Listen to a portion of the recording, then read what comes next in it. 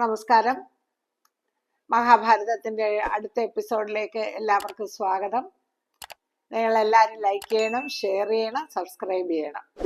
അപ്പം നമ്മൾ പാണ്ഡവരുടെ യാത്രയാണ്, വനത്തിലൂടെയുള്ള യാത്ര. വളരെ പ്രഗത്ഭരായ ഒരുപാട് മഹർഷിവര്യന്മാരുടെ ആശ്രമങ്ങളൊക്കെ താണ്ടി, പരശുരാമന്റെ ആശ്രമം താണ്ടി, അവിടെ വെച്ച് പരശുരാമന്റെ കഥ അവര് ചെറുതായിട്ട് അറിഞ്ഞു. അത് കഴിഞ്ഞിട്ട് അടുത്ത് വീണ്ടും അവര് മുന്നോട്ട് പോയി ഗോദാവരിയിൽ നിന്ന് അവർ ശൂർപ്പാരകം എന്ന് പറയുന്ന സ്ഥലത്തെത്തി. അവിടെ എല്ലാം കടന്ന് വിശ്വവിഖ്യാതമായ പ്രഭാസ തീർത്ഥത്തിൽ എത്തി. അവിടെ സ്നാനവും തർപ്പണവും ഒക്കെ കഴിഞ്ഞ് പിതൃക്കളെയൊക്കെ തൃപ്തിപ്പെടുത്തി അനന്തരം ജലം മാത്രം ഭക്ഷണമാക്കിക്കൊണ്ട് 12 ദിവസം അവർ പഞ്ചാഗ്നി മധ്യത്തിൽ തപസ് ചെയ്തു. അപ്പോഴത്തേക്ക് നമുക്കറിയാം, സാധാരണഗതിയിലുള്ള ഭക്ഷണമില്ല, അലച്ചിലാണ്. ഇതൊക്കെ കൊണ്ട് അവര് ശാരീരികമായും മാനസികമായും ഒരുപാട് ക്ഷീണാവസ്ഥയിലായി. അപ്പൊ അവര് അവിടെ ഇങ്ങനെ 12 ദിവസം പഞ്ചാഗ്നി മധ്യത്തിൽ തപസ് ചെയ്യുന്നു എന്നറിഞ്ഞുകൊണ്ട് യാദവരും ശ്രീകൃഷ്ണനും ബലരാമനും എല്ലാരും കൂടെ അവിടെ എത്തി. അവരെ ബഹുമാനത്തോടുകൂടി യുധിഷ്ഠിരൻ സ്വീകരിച്ചു. ഇവർക്ക് വേണ്ടുന്ന ധാരാളം ഫലവർഗങ്ങളൊക്കെ കൊണ്ടുവന്നിരുന്നു. അതെല്ലാം പാണ്ഡവർക്ക് നൽകി. അതിനുശേഷം ദുര്യോധനാദികളുടെ ക്രൂരതകളെ പറ്റിയും, ദുര്യോധനാദികൾ ഇപ്പോൾ രാജ്യം ഭരിച്ചുകൊണ്ടിരിക്കുന്നതിനെ പറ്റിയും, പാണ്ഡവരെ ഇങ്ങനെ കള്ളച്ചൂതി തോൽപ്പിച്ച് പറഞ്ഞു വിട്ടതിൽ യാതൊരു പശ്ചാത്താപവും ഇല്ലാത്ത അവസ്ഥയെ പറ്റിയൊക്കെ അവരെല്ലാവരും ഇങ്ങനെ ചർച്ച ചെയ്തു. അതിൽ ശ്രീകൃഷ്ണനോടൊപ്പം വന്നതിൽ പ്രധാനികളായിട്ടുള്ളവര് പ്രത്യുപ്നൻ, സാമ്പൻ, സാത്യകി തുടങ്ങിയവരെല്ലാവരും ഉണ്ടായിരുന്നു. അപ്പൊ ബലരാമനുണ്ട്, ശ്രീകൃഷ്ണൻ, പ്രത്യുപ്നൻ, സാംബവൻ, സാത്യകി, ഇത്രയും പേര് ഉണ്ടായിരുന്നു. അപ്പം അവരെല്ലാം പാണ്ഡവരുടെ കഷ്ടപ്പാടുകളും ഈ ദുര്യോധനന്റെ ക്രൂരതകളും ഒക്കെ മനസ്സിലാക്കി അതിനെക്കുറിച്ചൊക്കെ ചർച്ച ചെയ്തു. പാണ്ഡവർക്ക് എല്ലാവിധ പിന്തുണകളും അവർ പറഞ്ഞിട്ട് ശ്രീകൃഷ്ണനും യാദവ പ്രമുഖന്മാരും അവിടെ നിന്ന് തിരിച്ചുപോയി. അപ്പൊ വീണ്ടും പാണ്ഡവർ യാത്ര തുടങ്ങി. ലോമശമുനി ഒരു സ്ഥലം ചൂണ്ടിക്കാണിച്ചുകൊണ്ട് പറഞ്ഞു, യുധിഷ്ഠിര, ശരിയാതി രാജാവിന്റെ യാഗഭൂമിയാണിത്. ശരിയാതി രാജാവിന്റെ യാഗഭൂമിയാണ് ഇവിടെ വെച്ച് കൗശിക മുനി അശ്വിനി കുമാരന്മാരോടൊപ്പം സോമരസം പാനം ചെയ്തു. ഇതേ സ്ഥലത്ത് വച്ചാണ് ചവ്യനൻ ഇന്ദ്രനോട് കോപിച്ചതും ഇന്ദ്രനെ സ്തംഭിപ്പിച്ചതും പിന്നെ ശര്യാദിയുടെ മകൾ സുകന്യയെ വിവാഹം കഴിച്ചതും. അപ്പൊ യുധിഷ്ഠിരൻ പറഞ്ഞു, ലോമേശ മഹർഷി, അതിന്റെ ദീർഘമായ കഥ ഒന്ന് പറയൂ. എന്തിനാണ് ദേവേന്ദ്രനോട് കോപാകുലനായത് ശവ്യനൻ? എന്തിനാണ് അദ്ദേഹത്തെ തടഞ്ഞത്? എന്തിനാണ് അദ്ദേഹത്തെ സ്തംഭിപ്പിച്ചത്? എന്നൊക്കെയുള്ള വിശദമായ വിവരങ്ങൾ പറയാൻ പറഞ്ഞു.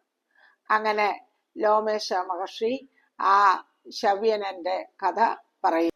ലോമേശ മഹർഷി പറഞ്ഞു തുടങ്ങി. അതായത് ഭൃഗു മഹർഷിക്ക് ശവ്യനൻ എന്നൊരു പുത്രനുണ്ടായിരുന്നു. വളരെ സുന്ദരനും യുവകോമളനുമായ ശവ്യനൻ അവിടെയുള്ള തടാകക്കരയിലിരുന്ന് തപസ് ചെയ്യാൻ തുടങ്ങി. അങ്ങനെ തപസ് ചെയ്ത് സസ്യജാലങ്ങൾ അദ്ദേഹത്തെ മൂടി. ഈ സസ്യജാലങ്ങൾ അദ്ദേഹത്തെ മൂടിക്കഴിഞ്ഞപ്പോൾ അതിൽ ചെതൽപുറ്റും അദ്ദേഹത്തെ മൂടി. അങ്ങനെ ഒരു ചെതൽപുറ്റായിട്ട് അദ്ദേഹം അവിടെ ഇരിക്കുകയാണ്. അദ്ദേഹം ഇങ്ങനെ തപസ് ചെയ്തുകൊണ്ടിരിക്കുകയാണ്. ആ സമയത്ത് മഹർഷിയെ പുറത്ത് കാണാൻ കഴിയുന്നില്ല. ഒരു ദിവസം ശര്യാദി രാജാവും അദ്ദേഹത്തിന്റെ ധാരാളം രാജ്ഞിമാരും ഒരു പുത്രിയും കൂടി ആ തടാകക്കരയിൽ വന്നു. പുത്രിയുടെ പേര് സുകന്യ എന്നായിരുന്നു. അപ്പോ അവരൊക്കെ ജലക്രീഡ നടത്തുകയും അവിടെ വനത്തിൽ ഇങ്ങനെ സഞ്ചരിക്കുകയും അദ്ദേഹത്തിന്റെ കൂടെ ധാരാളം സൈന്യങ്ങളും ഉണ്ടായിരുന്നു. അപ്പൊ അവരങ്ങനെ കഴിയുന്ന സമയത്ത് ഈ സുകന്യ എന്ന് പറയുന്ന രാജകുമാരി സർവാഭരണ വിഭൂഷിതയായി തന്റെ സഖിമാരോടൊത്ത് അവിടെ ഇങ്ങനെ ചുറ്റിക്കറങ്ങിക്കൊണ്ടിരുന്നു. അങ്ങനെ ചുറ്റിക്കറങ്ങിക്കൊണ്ടിരുന്നപ്പോ ഈ ചെതൽപുറ്റ് കണ്ടു. ആ ചെതൽപുറ്റിൽ നിന്ന് രണ്ട് കണ്ണുകൾ മാത്രം പുറത്ത്. ആ രണ്ട് കണ്ണുകളും തീക്ഷ്ണമായി തിളങ്ങുന്ന രണ്ട് കണ്ണുകൾ. അപ്പൊ ഇതെന്തോണെന്ന് ആ കുട്ടിക്ക് സുകന്യക്ക് മനസ്സിലായില്ല. സുകന്യ എന്ത് ചെയ്തു, അവിടുന്ന് ഒരു കമ്പെടുത്ത് ഈ കണ്ണിലോട്ടിട്ട് കുത്തി, കണ്ണ് പൊട്ടി. അപ്പോഴത്തേക്ക് ശവനൻ ചാടി എഴുന്നേറ്റു. അയാൾ ക്രുദ്ധനായിട്ട് രാജാവിന്റെ സൈന്യങ്ങൾക്ക് മലമൂത്ര വിസർജനം ചെയ്യാൻ കഴിയാതെ പോകട്ടെ എന്ന് ശപിച്ചു. അദ്ദേഹത്തിന്റെ സൈന്യം എല്ലാം വളരെ വിഷമിച്ച്, അവർക്ക് മലമൂത്ര വിസർജനം ചെയ്യാൻ കഴിയാത്ത ഒരവസ്ഥ വളരെ ദയനീയമാണല്ലോ. അപ്പൊ രാജാവ് ഇത് മനസ്സിലാക്കിയിട്ട് എല്ലാവരെയും വിളിച്ചു നിർത്തി പറഞ്ഞു, ഇവിടെ ഈ തടാകക്കരയിൽ ശവ്യനൻ എന്ന് പറയുന്ന മഹർഷി തപസ് ചെയ്യുന്നുണ്ട്. അദ്ദേഹത്തെ ഏതെങ്കിലും തരത്തിൽ നിങ്ങൾ ആരെങ്കിലും ഉപദ്രവിച്ചിട്ടുണ്ടോ, അല്ലെങ്കിൽ അദ്ദേഹത്തിന്റെ തപസ്സിന് വിഘ്നം വരുന്ന രീതിയിൽ എന്തെങ്കിലും ചെയ്തിട്ടുണ്ടോ എന്ന് അന്വേഷിച്ചു. അപ്പോ കാര്യത്തിന്റെ ഗൗരവം മനസ്സിലാക്കിയ സുകന്യ പറഞ്ഞു, അല്ലയോ പിതാവേ, ഞാന് മിന്നാമിനുങ്ങോ വല്ല ആണെന്ന് വിചാരിച്ച് ആ രണ്ട് തിളക്കമുള്ള ഭാഗങ്ങളിൽ കമ്പുകൊണ്ട് കുത്തി എന്ന് പറഞ്ഞു. അയ്യോ, ഇത് കേട്ട ഉടനെ രാജാവ് ഓടി ശവ്യനന്റെ അടുത്ത് ചെന്നു. ശവ്യനന്റെ അടുത്ത് ചെന്നിട്ട് പറഞ്ഞു, അല്ലയോ മഹർഷേ, എൻ്റെ മോൾ അറിയാതെ ചെയ്തു പോയ ഒരു കുറ്റമാണ്. അവക്കറിയില്ലായിരുന്നു അങ്ങ് ഇങ്ങനെ തപസ് ചെയ്യുകയാണെന്ന്. അതുകൊണ്ട് ക്ഷമിക്കണം, എൻ്റെ സൈനികർക്ക് ഇപ്പോഴത്തെ അവസ്ഥയിൽ നിന്ന് മോചനം കൊടുക്കണം എന്ന് യാചിച്ചു പറഞ്ഞു. അപ്പൊ ശവ്യനൻ പറഞ്ഞു, തൻ്റെ മകൾ ഒരു ഭയങ്കര അഹങ്കാരിയാണ്, അതുകൊണ്ടാണല്ലോ ഉടനെ കമ്പിട്ട് ആ കണ്ട തിളക്കത്തിലേക്ക് കുത്തിയത്. യഥാർത്ഥത്തിൽ അത് ശവ്യനന്റെ കണ്ണുകളായിരുന്നു. അപ്പൊ അതുകൊണ്ടൊരു കാര്യം ചെയ്യും, അവളെ തന്നെ എനിക്കിങ്ങ് തന്നേക്ക്. ഇത് കേട്ട് രാജാവ് മറ്റൊന്നും ആലോചിച്ചില്ല. കാരണം സൈന്യങ്ങളുടെ ബുദ്ധിമുട്ട് അദ്ദേഹം കണ്ടോണ്ടിരിക്കുകയില്ലേ. ഉടൻ തന്നെ അദ്ദേഹം അതിന് സമ്മതിച്ചു. ശവ്യനൻ സൈനികർക്ക് ശാപമോക്ഷം കൊടുത്തു. അവരുടെ കർമ്മങ്ങൾ അവർ കൃത്യമായിട്ട് ചെയ്തു തുടങ്ങി. രാജാവ് തൻ്റെ രാജ്ഞിമാരോട് ഒപ്പം മകളെ ശവ്യനന് കൊടുത്തിട്ട് അദ്ദേഹം കൊട്ടാരത്തിലേക്ക് തിരിച്ചുപോയി. എന്നാൽ ശവ്യനന്റെ ഭാര്യയായി തീർന്ന സുകന്യ വളരെ നിഷ്ഠയോടുകൂടി, വളരെ പാതിവൃത്യത്തോടു കൂടി ഭർത്താവിനെ ശുശ്രൂഷിക്കാൻ തുടങ്ങി.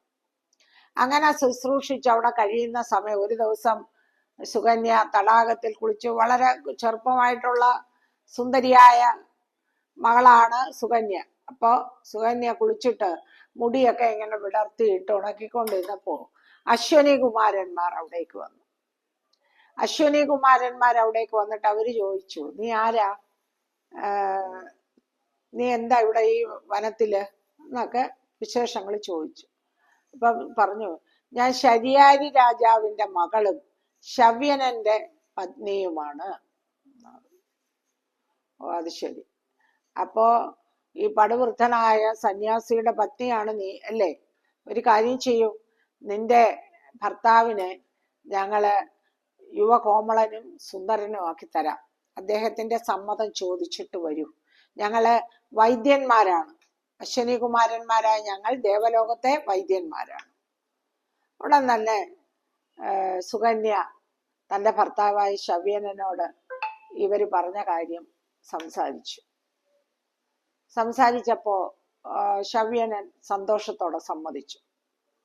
അപ്പൊ സുകന്യ ചെന്ന് അശ്വനി കുമാരന്മാരോട് പറഞ്ഞു, എൻ്റെ ഭർത്താവ് സമ്മതിച്ചിട്ടുണ്ടെന്ന് പറഞ്ഞു. അപ്പൊ അദ്ദേഹത്തെ വിളിച്ചു.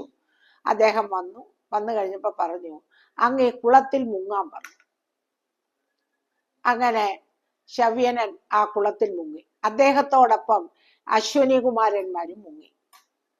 ഇവര് 3 പേരും നിമിഷ നേരം കൊണ്ട് തടാകത്തിൽ നിന്ന് പൊങ്ങി വീണു. അതിസുന്ദരന്മാരും കോമളന്മാരുമായ 3 പേരായിട്ട് തടാകത്തിൽ നിന്ന് കരയിൽ കയറി. അപ്പോ അശ്വനി കുമാരന്മാര് പറഞ്ഞു, ദേവി, ഞങ്ങൾ 3 പേരിൽ ആരെയാണ് എന്ന് വെച്ചാൽ നീ വരിച്ചുകൊള്ളൂ എന്ന് സുകന്യയോട് പറഞ്ഞു. പതിവ്രതാരത്നമായ സുകന്യ തന്റെ ഭർത്താവായ ശവ്യവനെ തന്നെ വരിച്ചു. അങ്ങനെ അവര് ആ വനത്തിൽ സന്തുഷ്ടതയോടെ കഴിഞ്ഞു വന്നു. അങ്ങനെ കഴിഞ്ഞപ്പോ ശവ്യനൻ പറഞ്ഞു, നിങ്ങളാണ് എനിക്ക് ഈ യൗവനം തിരിച്ചു തന്നത്, അതുകൊണ്ട് നിങ്ങൾക്ക് സോമരസം പാനം ചെയ്യാനുള്ള അവസരം ഞാൻ ഉണ്ടാക്കാം എന്ന് പറഞ്ഞു. കാരണം ദേവലോകത്ത് മറ്റു ദേവന്മാരെല്ലാം സോമരസം പാനം ചെയ്യും, അശ്വിനി കുമാരന്മാർക്ക് മാത്രം അതിനുള്ള അർഹത കൊടുത്തിട്ടില്ല. അപ്പൊ അവർക്ക് സോമരസം പാനം ചെയ്യാനുള്ള അവസരം ശവ്യനൻ കൊടുക്കാമെന്ന് പറഞ്ഞു.